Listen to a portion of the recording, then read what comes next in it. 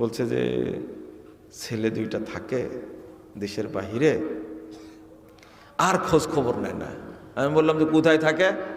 যে একটা কানাডায় থাকে আর একটা অস্ট্রেলিয়ায় থাকে। মারহাবা, আপনি তো খুব সুখী মানুষ। বলছে না, এদের পড়াশোনা করেছিলাম অনেক আশা নিয়ে, ফোন করলেও ধরে না, তারাও খোঁজ নেয় না। মারহাবা, বুঝেন তাহলে কত আক্ষেপ, পিতা মাতার মধ্যে কত আক্ষেপ। আমি বললাম দোষটা কি তার না আপনার? অকপটে স্বীকার করলেন যে আমারই দোষ এটা। চেয়েছিলাম তারা বিদেশে পড়াশোনা করবে, বুঝেন না? চেয়েছিলাম বিদেশে পড়াশোনা করবে। সালাতের কথা কেন বললাম? আল্লাহ রাব্বুল আলামিন বলেছেন ওয়া'মুর আহলাকা বিস-সালাহ ওয়াসতাবির আলাইহা। তুমি তোমার পরিবারকে সালাতে নির্দেশ দাও, নিজেও সালাতে অভ্যস্ত থাকো। এই কথা বলে আল্লাহ বলছেন লা নাসআলুকা রিজকা, আমরা তোমার কাছে রুজি চাই না, খাবার চাই না। নাহনু নারযুকুক, আমরাই তোমাকে খাবার দিই। আচ্ছা, নামাজের কথা বলতে খাবারের মধ্যে ঢুকলেন কেন আল্লাহ? বুঝেননি কথা? বুঝবেন না, অনেক সময় লাগবে।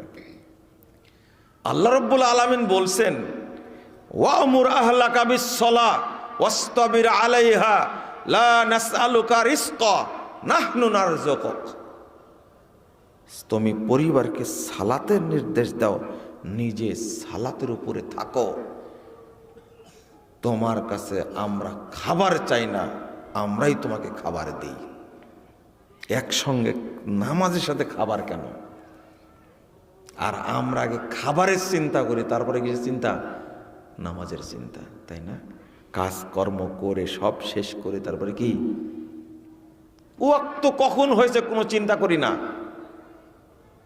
ইমাম ইবনু কাসির রাহিমাহুল্লাহ বলছেন এই আয়াতের অর্থ হলো ইযা আকামতাস সালাহ আতাকার রিজক মিন হাইসু লা তাহতাসিব। তুমি সালাত যখন পড়ে ফেলবে, তোমার কাছে অটো রিজিক চলে আসবে, কোথায় থেকে তুমি জানতেও পারবে না। আল্লাহ বলে দিচ্ছেন তুমি সালাতের ডিউটি পালন করো, রুজি দেওয়ার দায়িত্ব কার? আমার। খাবার দেওয়ার দায়িত্ব আমার। আল্লাহ আপনাকেও বলছেন, আপনার পরিবারকেও বলছেন, দুইটা একসঙ্গে। কে বুঝে কথাটা? ইমাম সুফিয়ান সাউরি বলছেন লা নুকাল্লিফুকা তলাব, আমি আল্লাহ তোমাকে খাদ্যের সংগ্রহ করার জন্য কোনো কষ্ট দিব না। এই আয়াতের অর্থ হলো আপনি সালাত পূর্ণ করেন, খাবার কে দিবেন?